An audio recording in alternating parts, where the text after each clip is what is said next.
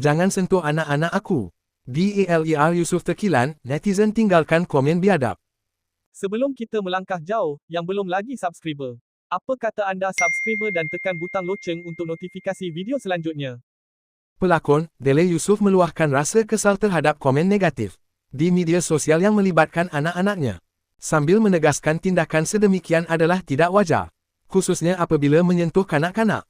Menerusi perkongsian di platform Threads, pemilik nama Dele Yusuf, Amrokullah Muhammad, 34, berkata beliau tidak berdepan masalah menerima kritikan terhadap dirinya, namun tidak dapat menerima apabila anak-anak dijadikan sasaran kecaman.